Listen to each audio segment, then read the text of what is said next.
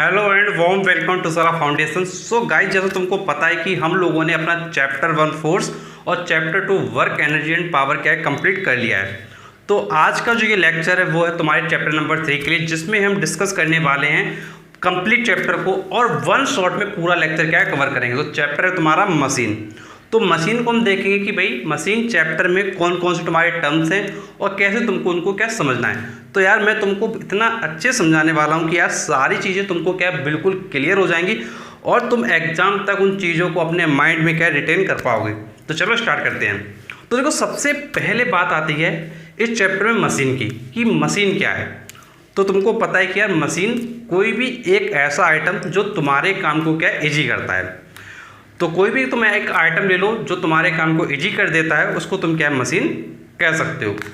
अब देखो, machine chapter में तुम्हारे इंपॉर्टेंट चीज़ें हैं जो तुम्हारे एग्जाम में तुमसे पूछी जाएंगी, उन पर हम क्या बात करेंगे। तो देखो, सबसे पहला जो पॉइंट तुम्हारा है मशीन चैप्टर में वो है तुम्हारा लोड, कि लोड किसे कहते हैं, व्हाट इज लोड। और देखो नेक्स्ट इसके बाद जो तुम्हारा टर्म होगा वो होगा एफर्ट। तो बहुत सारे बच्चे हैं जिनके माइंड में कन्फ्यूजन बना रहता है कि लोड क्या है और एफर्ट क्या है। तो बहुत अच्छे से तुमको समझना। देखो लोड का देखो मतलब क्या होता है। जैसे तुमने कई बार सुना होगा कि इतना लोड है, गाड़ी पर इतना लोड क्या है पड़ रहा है। जैसे तुमने देखा होगा कि जब हम लोग क्या करते हैं, जैसे मान लीजिए हमको कहीं कार से जाना है किसी जगह घूमने के लिए। अब जो ड्राइवर होगा कार का वो तुमसे क्या बोलेगा, भैया ज़्यादा लोगों को मत बैठाओ, कार पर क्या है लोड पड़ता है। कार पर क्या पड़ता है, लोड पड़ता है। कार पर लोड पड़ता है का मतलब क्या हुआ, मतलब जो कार होगी, कार क्या है मशीन है, वो तुमको क्या कर रही है, वो तुमको उठा रही है और तुमको फिर क्या कर रही है, दूसरी जगह तक छोड़ रही है। तो ये तुम देखना अक्सर अगर तुम रेंट पे कार करना, तो कार में अगर तुमने ज़्यादा लोगों को बिठाया तो कार वाला तुरंत ही तुमसे बोलेगा कि भैया ज़्यादा लोगों को मत बिठाना, कार पर लोड पड़ता है। तो ये चीज़ अक्सर ड्राइवर लोग बोला करते हैं। तो इसका मतलब क्या है, जो कार है वो तुमको क्या करेगी, लिफ्ट करेगी और लिफ्ट करके तुमको क्या दूसरी जगह तक ले जाएगी। तो कहने का मतलब क्या है, तुम उस जगह किसका काम कर रहे हो, लोड का काम कर रहे हो। तो ये चीज़ क्लियर होगी। तो लोड कौन करेगा, मशीन करेगा। तो देखो लिखा भी यहाँ पे होगा, द रेजिस्टिव और opposing force to be overcome by या मशीन। किसके द्वारा, बाई या मशीन। तो ध्यान रखने की बात यही है, तुमको बहुत अच्छे से ध्यान रखना है कि ओवरकम किसके द्वारा होगा, मशीन के द्वारा। ये पॉइंट बहुत अच्छे ध्यान रख लेना कि ओवरकम किसके द्वारा होगा, मशीन के द्वारा। तो कार तुमको लिफ्ट कर रही थी तो वो क्या कर रहा है, तुम पे लोड तुम्हारा उठाया जा रहा है। तो ये क्लियर है, ध्यान रखना। डेफिनेशन कैसे बोलोगे, डेफिनेशन बोलोगे द रेजिस्टिव और अपोजिंग फोर्स, द रेजिस्टिव और opposing force to be overcome by a machine is called load. तो ध्यान रखिएगा, एक बार फिर से बता देता हूँ। जैसे कार है, कार में तुम बैठने के लिए जा रहे हो और ड्राइवर उसी जगह बोलेगा कि भैया ज़्यादा लोगों को मत बैठाना क्योंकि कार पे क्या है, लोड पड़ रहा है। तो कार क्या कर रहा है, तुमको लिफ्ट कर रहा है और एक जगह से दूसरी जगह तक छोड़ रहा है। तो इसका मतलब क्या है, कार ने लोड को उठाया। कार क्या है, मशीन का काम कर रहा है। तो तुम बोलोगे द रेजिस्टिव और opposing force to be overcome by a machine is called load. ठीक है, ये तुम्हारा हो गया। फिर नेक्स्ट है एफर्ट। एफर्ट का मतलब देखो क्या होता है, कहते हैं हम लोग आपस में, अरे यार एफर्ट तो करो, कम से कम तुम्हारा अच्छा रिजल्ट आ जाएगा। एफर्ट तो करो मतलब तुम प्रयास करते हो। तुम क्या करते हो, प्रयास करते हो। एफर्ट का मतलब क्या, प्रयास करना। तो उसी बेसिस पर तुम क्या बहुत ही अच्छे से डेफिनेशन भी बोल सकते हो, the force applied on the machine. तो जो भी फोर्स मशीन पर लग रहा है, क्यों लग रहा है, टू ओवरकम द लोड, मतलब लोड को उठाने के लिए जो मशीन पे फोर्स लग रहा है, तो वो तुम्हारा हो जाता है एफर्ट। जैसे सपोज करो कि एक जगह एक्सीडेंट हो जाता है। अब किसी जगह अगर एक्सीडेंट हो गया, बहुत भयंकर टक्कर हो गई, सपोज करो कार है और इधर बस है, दोनों का टक्कर हो गया। अब दोनों का टक्कर हो गया तो ऑब्वियस सी बात है कि भाई कार की स्थिति खराब हो गई, बस की स्थिति खराब हो गई। अब तुम क्या करोगे, तुम कहोगे कि जेसीबी को लाओ, कम से कम कार को उठवाओ, कार को उठवाओ, बस को उठवाओ, तुम ये बोलोगे। अब तुम खुद सोच के देखो, जब तुम उठवाओगे तो पहली चीज़ क्या है, तुम अगर उसको लिफ्ट कर रहे हो तो वो लोड हो गया। और जब तुम जेसीबी से उठाओगे तो तुमको भी कहीं ना कहीं फोर्स लगाना पड़ेगा भाई। जो मशीन होगी जो उठाएगी तो भाई कहीं ना कहीं जो इंस्ट्रक्शन देता है पर्सन, तो कहीं ना कहीं फोर्स लग रहा है ना, तो वो तुम्हारा क्या हो जाएगा, एफर्ट हो जाएगा। तो एफर्ट किसको बोलेंगे, जो मशीन पर फोर्स लग रहा है। अगर मशीन के ऊपर फोर्स लग रहा है तो वो है एफर्ट, और मशीन के द्वारा लगाया जा रहा है तो वो क्या है, लोड। तो ध्यान रखिएगा बहुत अच्छे से, अगर ऑन द मशीन हो रहा है, अगर ऑन द मशीन तुम बोल रहे हो कि मशीन पर लग रहा है तो तुम्हारा हो जाएगा एफर्ट, और बाय द मशीन बोल रहे हो तो तुम्हारा हो जाएगा लोड। दोनों ही क्या है, फोर्स हैं। तो ये चीज़ तुमको अच्छे से समझ में आ गई होगी। तो एफर्ट को कम शब्द में तुम यही बोलोगे, the force applied on the machine to overcome the load is called effort. तो एक बार मैं तुमको फिर से बता देता हूं, एफर्ट क्या है, the force applied on a machine to overcome the load is called effort. तो ये दोनों तुम्हारे फोर्सेस हैं। अब नेक्स्ट क्वेश्चन आता है कि लोड और एफर्ट का यूनिट क्या होगा। अब देखो तुमको पता है कि लोड हमारा क्या है, फोर्स है, एफर्ट हमारा क्या है, फोर्स है।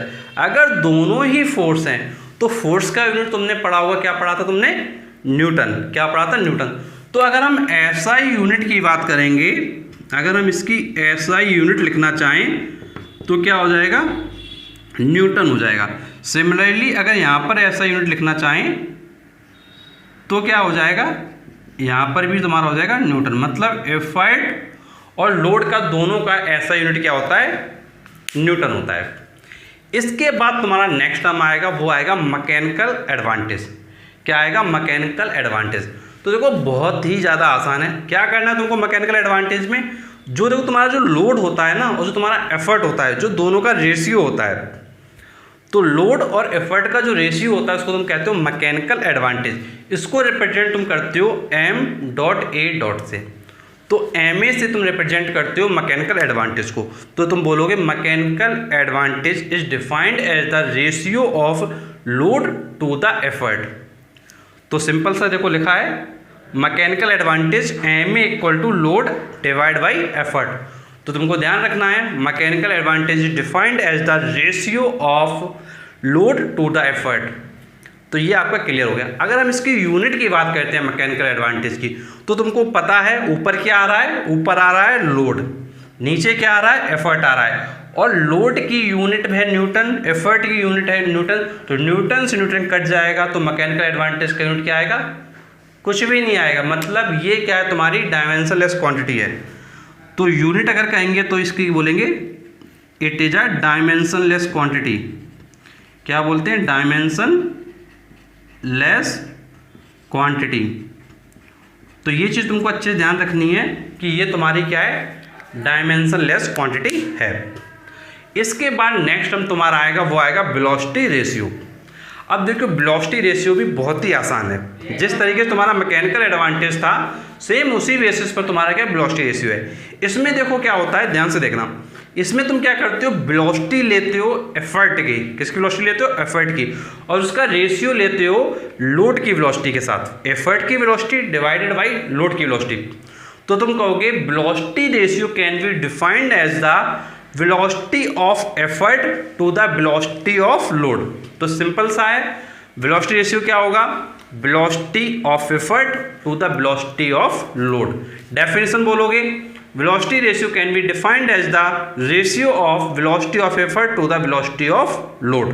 तो ये तुम्हारी डेफिनेशन हो जाएगी। अगर इसके लिए हमको एक अपना फॉर्मूला निकालना है तो कैसे निकालेंगे वो देखते हैं। तो देखो तुमको पता है कि वेलोसिटी रेशियो फॉर्मूला क्या हो गया, velocity of effort to the velocity of load. तो वेलोसिटी ऑफ एफर्ट निकालने के लिए क्या करेंगे, देखो वेलोसिटी का फॉर्मूला क्या होता है, वेलोसिटी का फॉर्मूला अगर हम नॉर्मल वे में बात करें तो होता है डिस्प्लेसमेंट अपॉन टाइम। क्या होता है, डिस्प्लेसमेंट अपॉन टाइम। अगर वेलोसिटी एफर्ट की निकाल रहे हो तो displacement of effort to the time. Similarly velocity of load निकालना है तो वेलोसिटी ऑफ लोड को कहेंगे VL, क्या होगा, displacement of load to the time. तो सिंपल सा है, वेलोसिटी ऑफ एफर्ट हो जाएगा VE equal to DE upon T, और वेलोसिटी ऑफ लोड हो जाएगा हमारा VL equal to DL upon T। तो ये दोनों वैल्यूज हमारी आ गई। अब हमको चाहिए वेलोसिटी रेशियो, तो क्या करेंगे, वेलोसिटी ऑफ एफर्ट क्या था, displacement of effort divided by time, और वेलोसिटी ऑफ लोड क्या था हमारा, displacement of load divided by time. तो टाइम से टाइम क्या हो जाएगा, कट जाएगा, तो टी से टी कैंसिल हो गया, तो आपका बचेगा नेक्स्ट लाइन में D E upon D L. तो वेलोसिटी रेशियो हम राइट कर सकते हैं, velocity ratio equal to D E upon D L. अगर इसको आप लैंग्वेज के फॉर्म में बोलना चाहें तो आप ऐसे ही बोल सकते हैं, velocity ratio is defined as the displacement of effort to the displacement of load. तो इसको अगर मैं थोड़ा इस तरह से इरेज करके साइड में लिख दूं जिससे आपको थोड़ा क्लियर दिखाई पड़े, तो आपको इधर लिखना है, नेक्स्ट लाइन में ऐसे लिख दीजिएगा आप, नेक्स्ट लाइन में आप लिख दीजिएगा वेलोसिटी रेशियो, नेक्स्ट लाइन में आप ऐसे लिख दीजिएगा velocity ratio equal to displacement of effort to the displacement of load. तो ये हमारा क्या है, फाइनल एक्सप्रेशन क्या है, आ जाता है। तो ओवरऑल तुमको मैंने ये समझाया तुमको कैसे अपने वेलोसिटी रेशियो के लिए एक्सप्रेशन निकालना है। अब देखो, अगर हम वेलोसिटी रेशियो के लिए यूनिट की बात करें तो तुमको पता है कि वेलोसिटी में वेलोसिटी से डिवाइड हो रहा है। अगर वेलोसिटी में वेलोसिटी से डिवाइड हो रहा है तो कोई यूनिट आएगी क्या, कोई भी यूनिट नहीं आएगी। तो हम सिंपल सा कहेंगे ये कैसी क्वांटिटी है, ये भी कैसी क्वांटिटी है, डायमेंशन लेस क्वांटिटी है, डायमेंशन लेस क्वांटिटी है, मतलब इसका कोई भी यूनिट नहीं होगा। तो ध्यान रखिएगा कि डायमेंशन लेस क्वांटिटी है तो इसका कोई भी यूनिट क्या है, नहीं होने वाला है। तो ओवरऑल तुमको मैंने ये जो बेसिक टर्म्स थे जो तुम्हारे मशीन से रिलेटेड हैं, जो तुमको मैंने बताया, लोड बताया, एफर्ट बताया, मैकेनिकल एडवांटेज बताया, इसका वेलोसिटी रेशियो बताया। तो इनके अलावा कुछ टर्म्स और हैं, तो हम क्या करेंगे, इसको इरेज कर लेंगे और उसके बाद उन टर्म्स को कवर करेंगे। तो चलिए इसको इरेज कर लेते हैं। अब हम लोग देख लेते हैं कुछ अदर इंपॉर्टेंट टर्म्स को। चलो स्टार्ट करते हैं। तो देखो, इसके बाद जो नेक्स्ट टर्म आता है वो आता है आपका वर्क इनपुट। तो क्वेश्चन आता है कि वर्क इनपुट क्या होता है। देखो, खुद सोच के देखो इनपुट का मतलब क्या होता है। जैसे इनपुट का मतलब देखो तुम समझ सकते हो, जैसे फॉर एग्जांपल तुम क्या है, लैपटॉप चला रहे हो, अब तुम कीबोर्ड से क्या कुछ टाइप कर रहे हो, तो तुम क्या करो, तुम इनपुट दे रहे हो, तो उसका जो आउटपुट होगा वो क्या आएगा, तुम्हारे लैपटॉप की स्क्रीन पर आएगा। जैसे फॉर एग्जांपल आप टाइपिंग करने के लिए बैठे हुए हो तो आप क्या करोगे, टाइपिंग क्या है कीबोर्ड से करोगे, तो वो आपका हो गया इनपुट। और वो किस पर आएगा, वो आएगा लैपटॉप की स्क्रीन पर। तो आपने क्या किया, आपने एफर्ट किया, आपने एफर्ट किया, और एफर्ट का जो भी तुम्हारा रिजल्ट है वो स्क्रीन पर आया। तो जो इनपुट होता है वो किसकी तरह काम करता है, एज अ एफर्ट काम करता है, और जो आउटपुट होता है वो तुम्हारे लिए क्या है, एज अ लोड काम करता है। तो सिंपल सा तुम बोलोगे वर्क इनपुट किसको बोलोगे, वर्क इनपुट बोलोगे work done on the machine, work done on the machine. अब किसके द्वारा होगा, एफर्ट के द्वारा होगा। तो आप बोलोगे work done on the machine by the effort is called work input. तो सिंपल टर्म्स में तो इसके लिए फॉर्मूला राइट करना चाहो तो तुम फॉर्मूला भी लिख सकते हो, work input equal to work done on machine, work done on machine by effort. तो सिंपल सा आप ध्यान रखिएगा, वर्क इनपुट मतलब, इनपुट का मतलब ही होता है कि भाई तुम कुछ करोगे तो वो इनपुट होगा, और जो आएगा वो आउटपुट होता है। तो वर्क इनपुट तुम सिंपल सा बोलोगे work done on the machine by the effort is called work input. फिर इसके बाद नेक्स्ट है तुम्हारा वर्क आउटपुट। आउटपुट का मतलब होता है कि जो आपको एज अ रिजल्ट मिलता है। तो आउटपुट में तुम क्या बोलोगे, सिंपल सा उसमें ही बोलोगे work done by the machine, work done by the machine on the load. तो ध्यान रखिएगा यहाँ पर लोड तुम्हारा क्या है, प्रेजेंट रहेगा। तो work done by the machine on the load is called work output. अगर इसके लिए फॉर्मूला राइट करना चाहो तो सिमिलर वे में फॉर्मूला राइट कर सकते हो, वर्क डन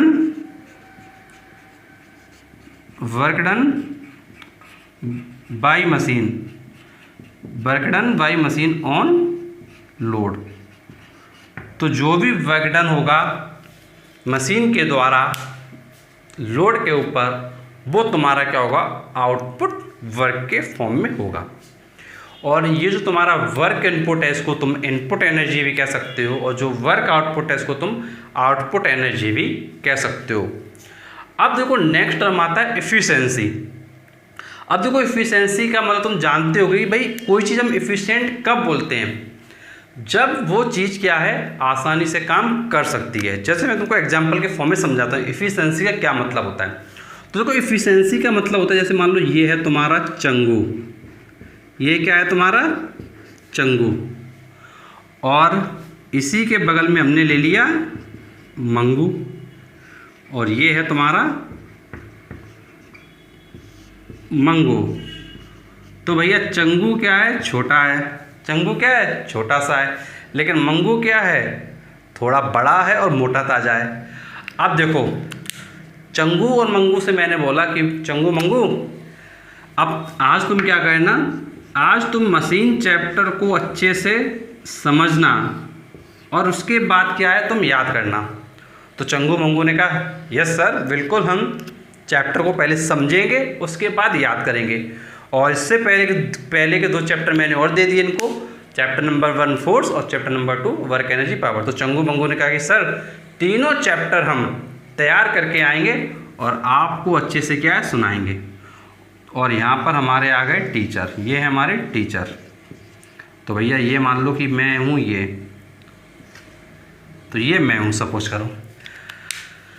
अब चंगू याद करके आया और मंगू भी याद करके आया। अब चंगू से मैंने पूछा कि बेटा तुमको कितना टाइम लगा था याद करने में। तो चंगू ने बोला कि सर मैंने ये तीनों चैप्टर क्या है मैंने पहले दिन पढ़ा 3 घंटे, उसके बाद चंगू ने कहा मैंने सर दूसरे घंटे 2 घंटे पढ़ा, और तीसरे दिन मैंने क्या है 3 घंटे पढ़ा। तो टोटल मुझे जो है 8 घंटे लगे और मैंने चैप्टर को क्या है तैयार कर लिया, तीनों चैप्टर। ये चंगू ने बताया। अब फिर मैंने कहा मंगू तुम बताओ तुमने कैसे किया। तो चंगू ने कहा कि सर पहले दिन मैंने जो है 4 घंटे पढ़ा, फिर मैंने दूसरे दिन क्या 2 घंटे पढ़ लिया, फिर इसके बाद मेरा चैप्टर ये तैयार नहीं हुआ सही से। तो मंगू बोला कि सर मैंने और टाइम दे दिया, तो मैंने जो है तीसरा चैप्टर जो पहले वाले चैप्टर उनको मिला के 6 घंटे और दे दिए। तो मुझको जो टाइम लगा वो टोटल लग गया 12 घंटे। अब चंगू को लगा 8 घंटा और मंगू को लगा 12 घंटा। तो कौन ज़्यादा एफिशिएंट हुआ, कौन ज़्यादा एफिशिएंट हुआ? ऑब्वियस ये बात है कि जो कम समय में काम कर रहा है वो ज़्यादा एफिशिएंट हुआ। भाई चंगू ने 8 घंटे में कर डाला, मंगू ने 12 घंटे ले लिए। तो भाई तुम किसको विनर बोलोगे? तुम कहोगे भैया ये हमारा चंगू अच्छा है, ये तो भाई कम समय में ही काम कर लेता है, मतलब ये तुम्हारा क्या हो गया एफिशिएंट हो गया। ये क्या हो गया तुम्हारा एफिशिएंट हो गया, क्योंकि ये उसी काम को क्या है कम समय में कर लेता है। तो हम कहेंगे कि जो चंगू की एफिशिएंसी है वो मंगू की एफिशिएंसी से क्या है ज़्यादा है। अब भैया चंगू की एफिशिएंसी क्या है मंगू की एफिशिएंसी से ज़्यादा है, तो चंगू जो है तुम्हारा एफिशिएंट हो जाएगा। तो ये चंगू मंगू की तो बात तुमको समझ में आ गई होगी। लेकिन अगर हम टेक्निकल टर्म में बात करें तो क्या बोलेंगे? तो हमने क्या देखा? हमने देखा रिजल्ट, क्या देखा आउटपुट देखा कि भैया आउटपुट कितना आया। भाई दोनों ने तैयार किया, दोनों को 3 दिन मिले, इसको भी 3 दिन का समय मिला, इसको भी 3 दिन का समय मिला। लेकिन चंगू ने 3 दिन में सिर्फ 8 घंटे में ही तैयार कर लिया, लेकिन मंगू ने उन 3 दिन में 12 घंटे दिए। तो तुम खुद सोच के देखो कि भाई ये जब कम टाइम ले रहा है तैयार करने में चंगू, तो इसके एफिशिएंसी क्या है ज़्यादा हुई। तो हम एफिशिएंसी को बोलेंगे it is the ratio of work output to the work input. जैसे सुन लो, efficiency can be defined as the ratio of work output to the work input. फिर नेक्स्ट लाइन में आप फॉर्मूला लिख देंगे, एफिशिएंसी को ईटा से रिप्रेजेंट करते हैं, इसको कहते हैं ईटा। तो eta equal work output upon work input. अब इसको अगर हमको परसेंटेज में कभी राइट करना हो, अगर इसको हमको परसेंटेज में राइट करना है तो क्या करते हैं वो मैं तुमको बताता हूँ।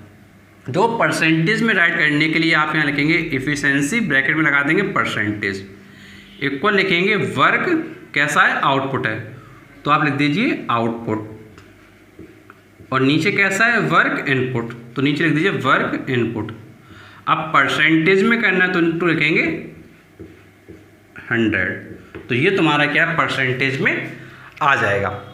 अब एक चीज़ ये भी ध्यान रखिएगा, अगर मशीन आइडियल है, अगर मशीन आइडियल है तो एफिशिएंसी होगी 100%। अगर मशीन आइडियल है तो एफिशिएंसी होगी 100%, और मशीन एक्चुअल मशीन है, आइडियल नहीं है, तो एफिशिएंसी हमेशा 100% से कम होगी। ये बिल्कुल रियल बात है। तो ध्यान रखिएगा, अगर मशीन को हम कैसा ले रहे हैं, आइडियल ले रहे हैं, तो एफिशिएंसी को कितना लेंगे, 100% लेंगे हमेशा। और अगर परसेंटेज में राइट करना ना चाहें, अगर हम केवल न्यूमेरिकल वैल्यू में राइट करना चाहें, तो इसको हम न्यूमेरिकल वैल्यू में 1 भी राइट कर सकते हैं। और अगर मशीन हमारी कैसी है, अगर मशीन हमारी क्या है, एक्चुअल मशीन है, कैसी मशीन है, एक्चुअल मशीन है, अगर मशीन एक्चुअल मशीन है तो एफिशिएंसी हमेशा 100% से क्या है, कम रहने वाली है। अगर न्यूमेरिकल वैल्यू में गए तो एफिशिएंसी हमेशा 1 से कम रहने वाली है। तो ये पूरा लॉजिक हो गया तुम्हारा वर्क इनपुट का, वर्क आउटपुट का और एफिशिएंसी का, और साथ में चंगू मंगू की कहानी का। तो ओवरऑल ये सारे टर्म तुम्हारे क्या है, क्लियर हो गए होंगे। अब इसके बाद तुम्हारे जो बचे हुए हैं वो तुम्हारा बचे हुए मैकेनिकल एडवांटेज के लिए एक डेरिवेशन होता है, वो तुमको मैं बताऊंगा। और इसके अलावा जो तुम्हारे लीवर वगैरह होते हैं उसको बताऊंगा। और जो पुली वगैरह होता है यार, पुली का कोई बहुत ज़्यादा जो तुम्हारा इंपॉर्टेंट केस है वो बहुत ज़्यादा कुछ भी नहीं होता है, उसको तुमसे क्या है, उसको तुमको एक बार क्या बुक से देखना पड़ेगा। बिकॉज यार पुली के जो डायग्राम्स है वो तुमको बुक से ही क्लियर करना पड़ेगा। अगर किसी बच्चे को प्रॉब्लम होता है उन डायग्राम्स में तो वो डेफिनेटली नीचे क्या है कमेंटों से बता सकता है। पुली के इतने ज़्यादा क्वेश्चंस तुम्हारे एग्जाम में आएंगे भी नहीं, और तुम मान चलो यार पुली बहुत ज़्यादा तुम्हारे एग्जाम के पॉइंट ऑफ व्यू से बहुत ज़्यादा इंपॉर्टेंट बिल्कुल भी नहीं है। तो पुली को अगर तुम स्किप करना चाहो तो तुम स्किप कर सकते हो, कोई प्रॉब्लम की बात नहीं है। अब इसके बाद हम लोग क्या कवर करेंगे, इसके बाद जो रिमेनिंग टॉपिक्स हैं उनको कवर करेंगे। तो चलो इसको अरेंज कर लेते हैं, इसके बाद आगे का टॉपिक देखते हैं। नाउ अब हम बात कर लेते हैं नेक्स्ट टर्म्स की। तो नेक्स्ट टर्म है हमारा प्रिंसिपल ऑफ अ मशीन। तो मशीन का क्या प्रिंसिपल होता है इसको हम डिस्कस करेंगे। तो देखो, एक हमारे पास मशीन है, अगर वो मशीन है तो ऑब्वियस सी बात है कि उसके अंदर इनपुट एनर्जी होगी और आउटपुट एनर्जी होगी। अब क्वेश्चन ये आता है कि अगर मशीन एक्चुअल है, अगर मशीन एक्चुअल है तो उस केस में जो आउटपुट एनर्जी होगी वो हमेशा इनपुट वाली से क्या है, कम रहने वाली है। ये बिल्कुल क्लियर है, जो आउटपुट एनर्जी है वो हमेशा इनपुट वाली एनर्जी से क्या है, कम रहने वाली है। लेकिन अगर मशीन आइडियल है तो फिर क्या हो जाएगा, इनपुट एनर्जी और आउटपुट एनर्जी दोनों की वैल्यू क्या है, सेम हो जाएगी। तो बस सिंपल सा आप बोलोगे प्रिंसिपल ऑफ मशीन में क्या कहेंगे, according to principle of a machine for an ideal machine output energy is equal to the input energy. तो सिंपल सा आप ध्यान रखिएगा, प्रिंसिपल ऑफ मशीन में अगर हम एक आइडियल मशीन लेते हैं तो उसमें आउटपुट एनर्जी और इनपुट एनर्जी क्या है, सेम होता है। तो क्लियर समझ लीजिए, प्रिंसिपल ऑफ मशीन में क्या लिखेंगे, it states that for an ideal machine the output energy of a machine is equal to the input energy of the machine. अब देखिए इसके बाद नेक्स्ट टर्म में कि भाई अगर हमारे पास इनपुट मशीन है, अगर हमारे पास आइडियल मशीन है, अगर हमारे पास आइडियल मशीन है तो उसमें एनर्जी का लॉस नहीं होगा। लेकिन हमारे पास एक्चुअल मशीन है तो उसमें एनर्जी का लॉस होगा।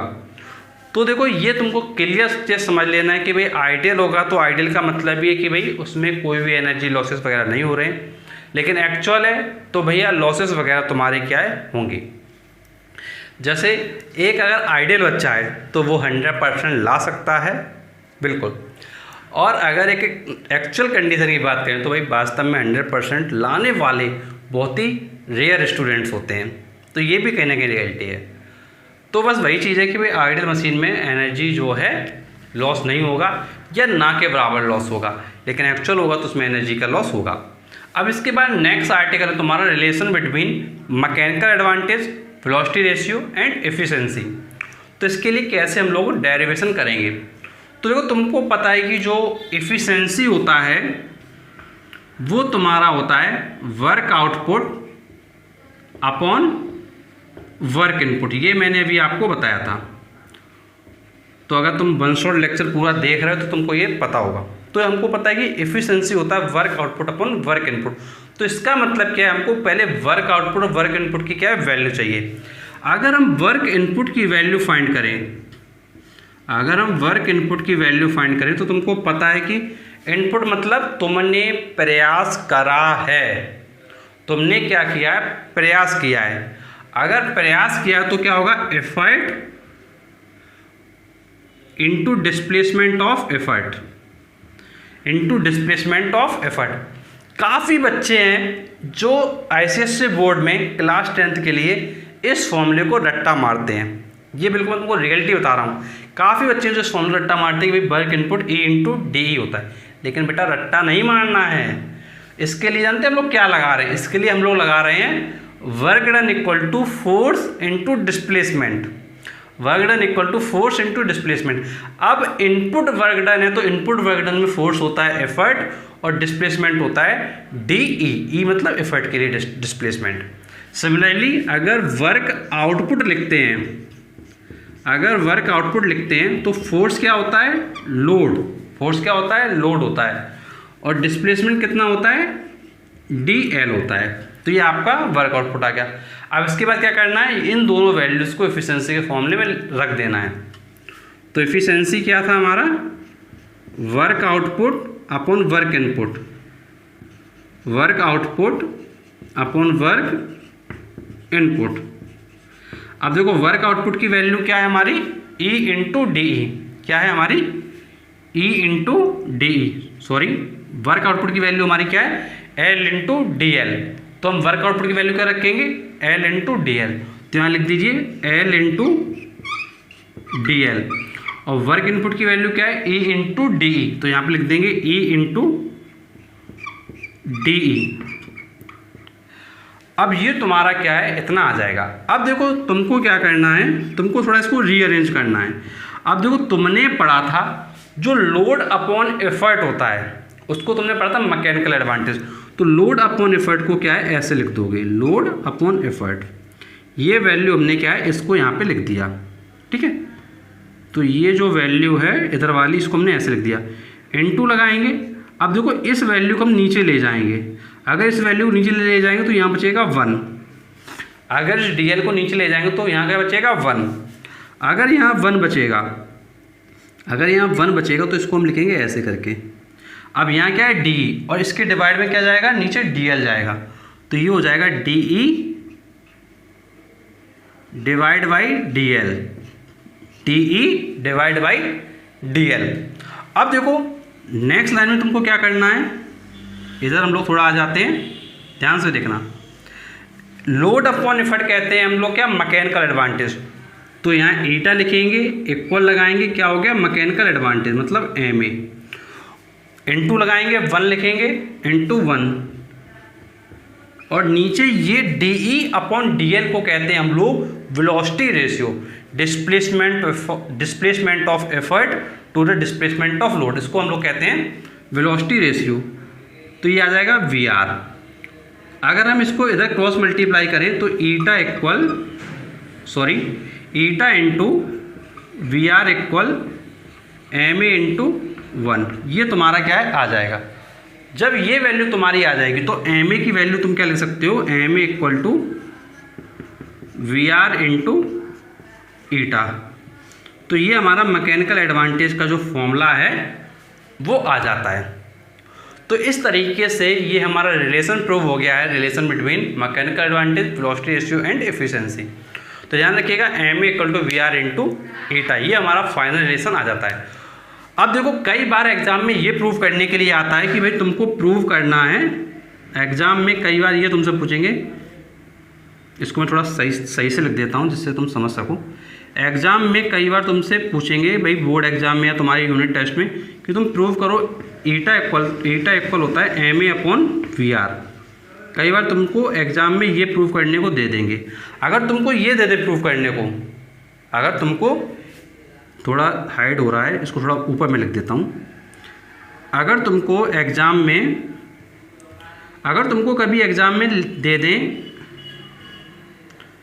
अब वो कई बार क्या होता है कि बोर्ड एग्ज़ाम में दे देते हैं कि तुम प्रूव करो कि जो ईटा की वैल्यू है वो M A upon V R है, ये कई बार बोर्ड एग्जाम में प्रूव करने को दे देते हैं। अगर ये तुमको प्रूव करने को दे दिया जाए तो तुमको क्या करना है, तो तुमने यहाँ प्रूव किया था ना an eta equal to M A into 1/br, तो इसी के बाद नेक्स्ट स्टेप लिख देंगे ईटा इक्वल टू एम ए/br, और ये हमारा क्या ड्राइव हो जाएगा।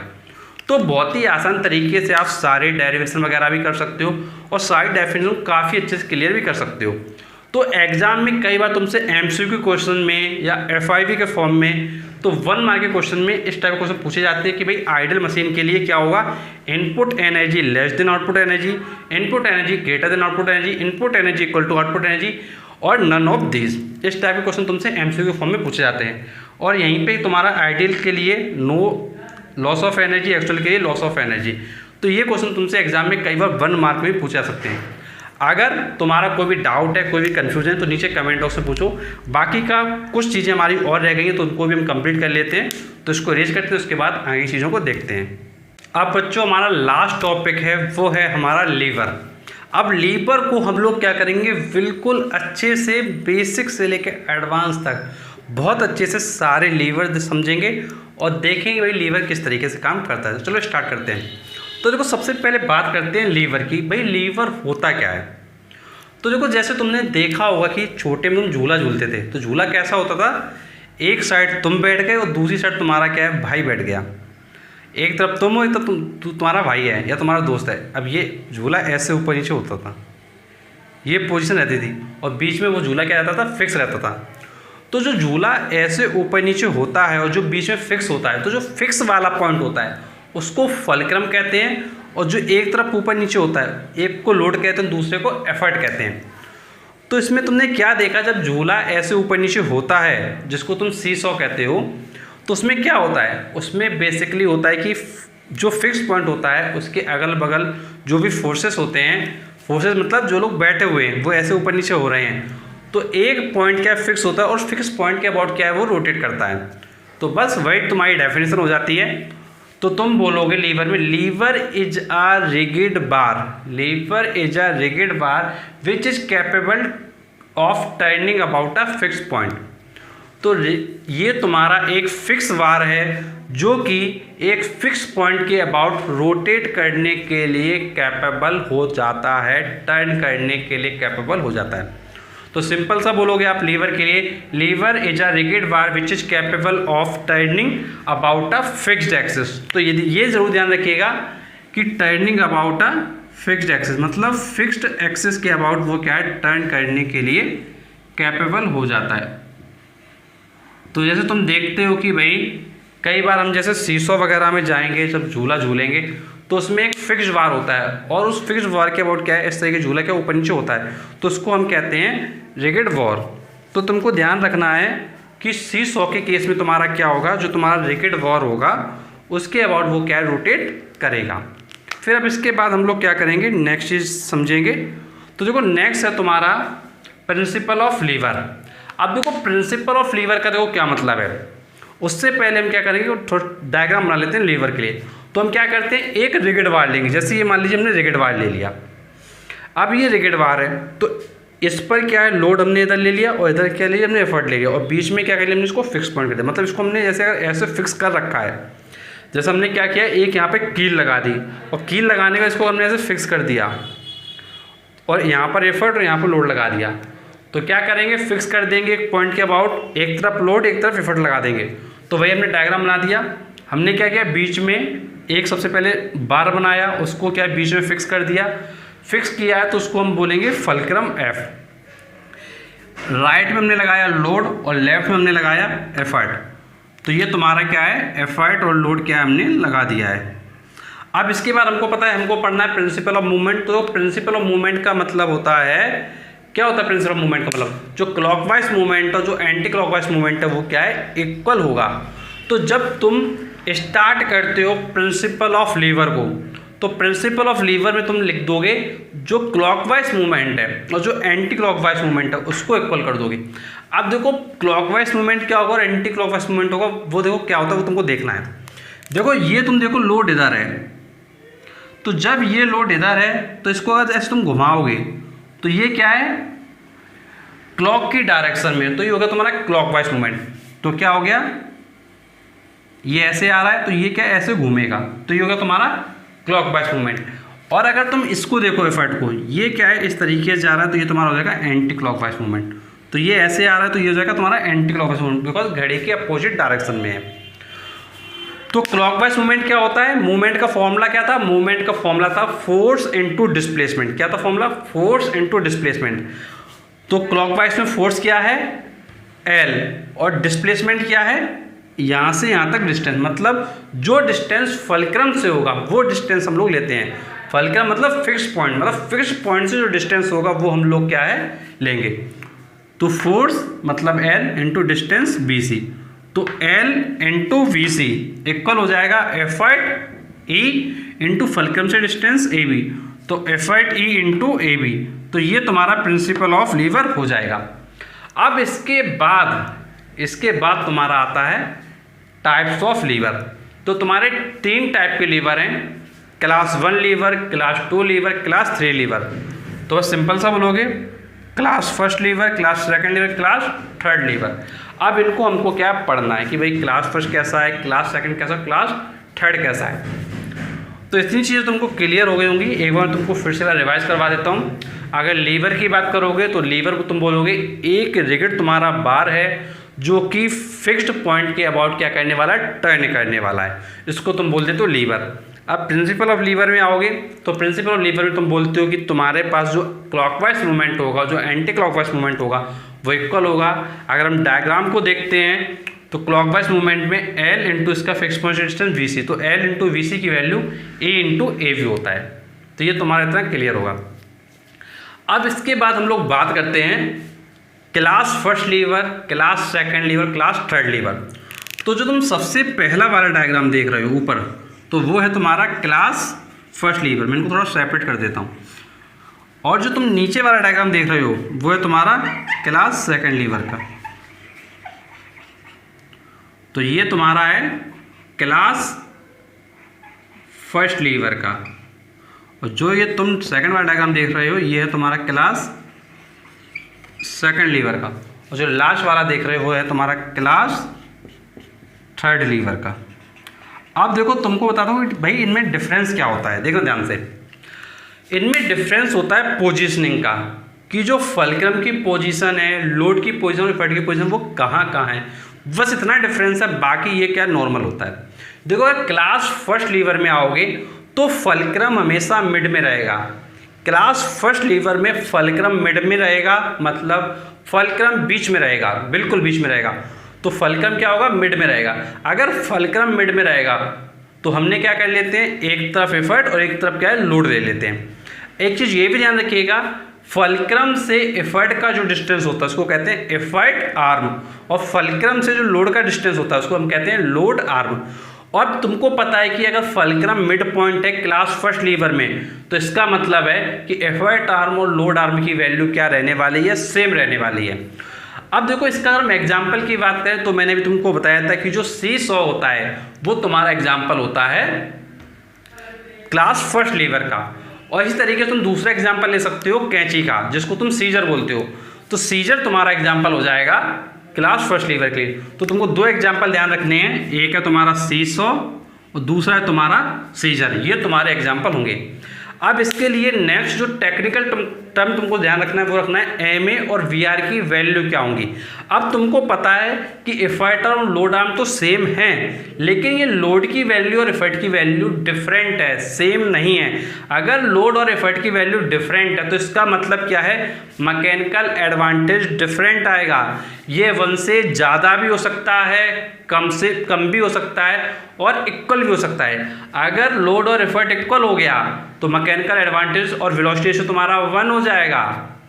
अगर तुम्हारा जो है ये वैल्यू क्या है चेंज होगी तो उसके अकॉर्डिंग या तो ग्रेटर 1 आएगा या फिर लेस देन 1 आएगा। तो ध्यान देने की बात यह है कि क्लास फर्स्ट लीवर में मैकेनिकल एडवांटेज और वेलोसिटी रेशियो की वैल्यू 1 के इक्वल हो भी सकती है, या उससे लेस भी हो सकती है, या फिर उससे ग्रेटर भी हो सकती है।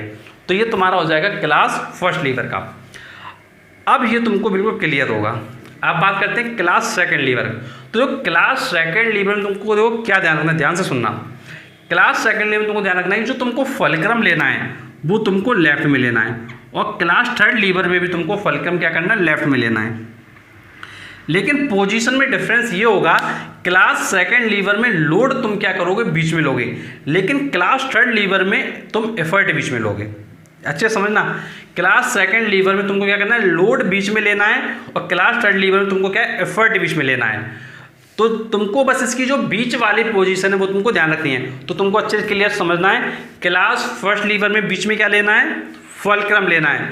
क्लास सेकंड लीवर में तुमको बीच में क्या लेना है, लोड लेना है। क्लास थर्ड लीवर में तुमको बीच में क्या लेना है, तुमको एफर्ट लेना है। अगर तुम इतना ध्यान रखोगे तो यार तुम डायग्राम बहुत आसानी से बना ले जाओगे। और एक चीज़ ये भी ध्यान रखना है कि क्लास सेकंड और क्लास थर्ड लीवर में फल्क्रम को हमेशा तुमको क्या है, लेफ्ट में लेना है। अगर ये तुमको ध्यान है तो तुम डायग्राम आसानी से बता ले जाओगे। और एक चीज़ ये भी तुमको ध्यान रखना है कि अगर तुम सेकंड लीवर बना रहे हो, क्लास सेकंड लीवर, तुमने लोड को अगर नीचे लिया तो एफर्ट को ऊपर लेंगे। सिमिलरली तुम क्लास थर्ड लीवर बना रहे हो तो तुमको क्या है, लोड हमेशा नीचे ही लेना है, और एफर्ट क्या चला जाएगा, तुम्हारा ऊपर चला जाएगा। तो तुमको ध्यान रखना है, लोड नीचे जाने वाला है, एफर्ट ऊपर आने वाला है, लोड नीचे जाने वाला है, एफर्ट ऊपर आने वाला है। तो तुमको इस तरीके से ध्यान रखना है कि जो तुम्हारा लोड होगा वो नीचे रहेगा, एफर्ट तुम्हारा ऊपर रहेगा। तो फिर एक बार मैं तुमको फिर से समझाता हूँ कम शब्दों में। क्लास फर्स्ट लीवर में फल्क्रम बीच में रहेगा, क्लास सेकंड लीवर में लोड बीच में रहेगा, क्लास थर्ड लीवर में तुम्हारा एफर्ट बीच में रहेगा। अब इसके बाद तुम्हारा डायग्राम क्लियर होगा। जब क्लास सेकंड में आओगे तो लोड नीचे, एफर्ट ऊपर, क्लास थर्ड में एफर्ट ऊपर, लोड नीचे। अब देखो तुम एक चीज़ ये भी देखो, क्लास सेकंड लीवर में एफर्ट आर्म की वैल्यू लोड आर्म की वैल्यू से क्या है, ज़्यादा है। तुमको दिख रहा है डायग्राम में, भाई एफर्ट से फल्क्रम का डिस्टेंस एफर्ट आर्म था, और लोड से फल्क्रम का डिस्टेंस तुम्हारा लोड आर्म था। तो एफर्ट आर्म की वैल्यू लोड आर्म से क्या है, ज़्यादा है। क्या है, ज़्यादा है। अगर वैल्यू एफर्ट आर्म की ज़्यादा है, अगर वैल्यू एफर्ट आर्म की ज़्यादा है, तो जो तुम्हारा जो मैकेनिकल एडवांटेज है और जो वेलोसिटी रेशियो, इन दोनों की वैल्यू भी 1 से ग्रेटर आएगी। ये बिल्कुल पॉसिबल होगा, हमेशा 1 से ग्रेटर आएगी। तो ध्यान रखना है, क्लास सेकंड लीवर में मैकेनिकल एडवांटेज और वेलोसिटी रेशियो की वैल्यू 1 से ग्रेटर आने वाली है। और अगर इसके हम एग्जाम्पल की बात करते हैं तो एग्जाम्पल तुम्हारा होता है बॉटल ओपनर। अगर तुम बोतल जो ओपन करते हो, जैसे तुमने पेप्सी की बोतल जो पहले कांच वाली आती थी, अभी भी आती हैं, तो जब तुम उसको ओपन करते हो बोतल ओपनर से, तो वो तुम्हारा क्या है, क्लास सेकंड लीवर की कैटेगरी में ही आता है। तो ध्यान रखिएगा, क्लास सेकंड लीवर में एफर्ट आर्म की वैल्यू लोड आर्म से ज़्यादा है, इसलिए मैकेनिकल एडवांटेज और वेलोसिटी रेशियो की वैल्यू भी 1 से ग्रेटर होने वाली है। फिर जो लास्ट है तुम्हारा, वो है तुम्हारा क्लास थर्ड लीवर। अब क्लास थर्ड लीवर में तुमको ध्यान रखना है कि भाई फल्क्रम तुमको लेफ्ट में लेना है, एफर्ट ऊपर, लोड नीचे। अब यहाँ तुम देख रहे हो लोड से फल्क्रम का डिस्टेंस क्या है, लोड आर्म, और एफर्ट का फल्क्रम से डिस्टेंस क्या है, एफर्ट आर्म। यहाँ तुम देख रहे हो कि भाई लोड आर्म की वैल्यू एफर्ट आर्म से क्या है, ग्रेटर है। किसकी वैल्यू ग्रेटर है, लोड आर्म की ग्रेटर है। तो यहाँ पे तुम देख रहे हो भाई एफर्ट आर्म की वैल्यू लोड आर्म से क्या हो रही है, स्मॉल हो रही है।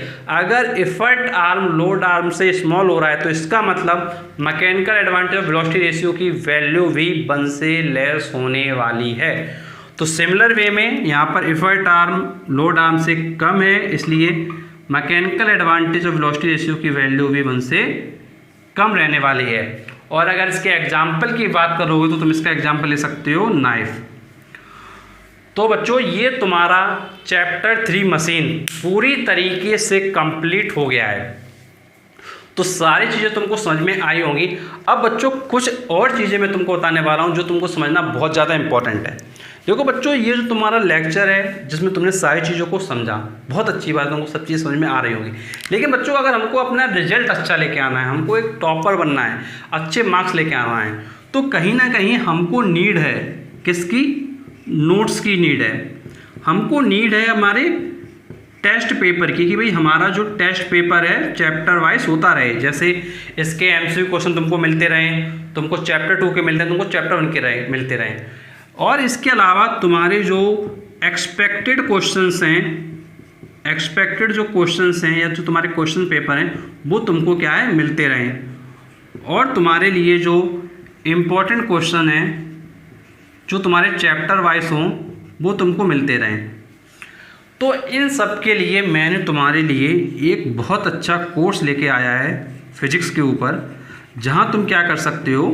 फिजिक्स का कोर्स क्या है, अगर तुम लेना चाहो तो डेफिनेटली ले सकते हो। तुमको डिस्क्रिप्शन बॉक्स में फिजिक्स का जो कोर्स है उसका लिंक मिल जाएगा। अगर आप फिजिक्स के कोर्स में एनरोल करना चाहें तो डेफिनेटली कर सकते हैं। और साथ ही साथ तुमको मैं ये भी बताना चाहूँगा कि अगर कोई बच्चा सोच रहा है कि यार लेक्चर वगैरह तो हमको मिल ही गया है, चलो हम सिर्फ नोट्स ले लेते हैं, बाकी चीज़ें हम अपने आप से करेंगे, तो यार ऐसा भी कर सकते हो, मुझे कोई प्रॉब्लम की बात नहीं है। अगर कोई बच्चा सिर्फ नोट्स लेना चाहता है तो नोट्स का भी लिंक मैं तुमको क्या है डिस्क्रिप्शन बॉक्स में प्रोवाइड कर दूंगा।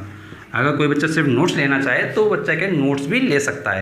तो तुम्हारे लिए मैंने सारे ऑप्शन ओपन करके रखे हैं, क्योंकि यार मैं चाहता हूँ कि तुम्हारा जो रिजल्ट है वो बहुत अच्छा है। और तुमको मैं फिजिक्स पूरा हर एक चीज़ अच्छे से इसलिए पढ़ा रहा हूँ क्योंकि यार फिजिक्स का पेपर वास्तव में बहुत टफ आता है। कई बच्चे हैं जो क्या परेशान हो जाते हैं। और यार अगर तुम देखोगे पास्ट डेटा, अगर तुम देखोगे जो पास्ट डेटा है उसमें फिजिक्स का ही पेपर है जिसकी वजह से बच्चों का जो स्कोर है वो कम हुआ है।